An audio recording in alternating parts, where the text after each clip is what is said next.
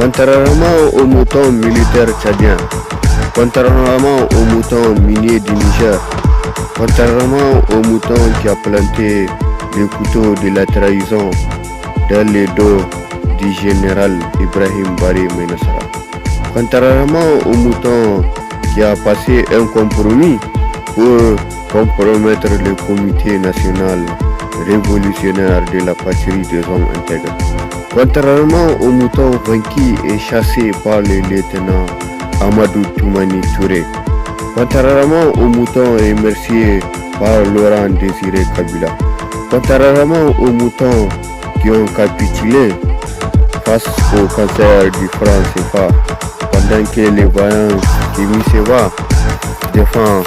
l'Afrique et son économie contre vent et marée occidentale. Contrairement aux moutons dressés et intimidés par la carrière criminelle du Nicolas Sarkozy, aux grandes dames du climat libyen avant l'escalade meurtrière du loup originaire de l'Occident. En 1963, les nouvelles nations africaines ont créé l'Organisation de l'Union africaine, un cadre de concentration où bon nombre de moutons dressés par le général de Gaulle furent retrouvés pour bêler ou pour faire un front commun pour les nouvelles directives occidentales ou pour donner un espoir de vie à l'économie d'un pays dit des droits de l'homme. En 2002, la même organisation fut renommée l'Union africaine comme l'Union européenne,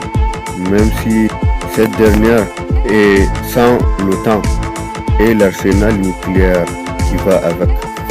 Je ne veux pas que l'Union africaine prenne mes critiques comme un mécontentement de tous les labeurs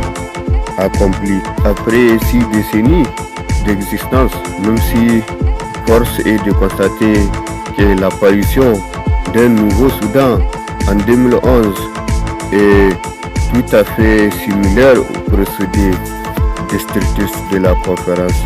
du Berlin, au procédé destructeur des esclavagistes de la veille.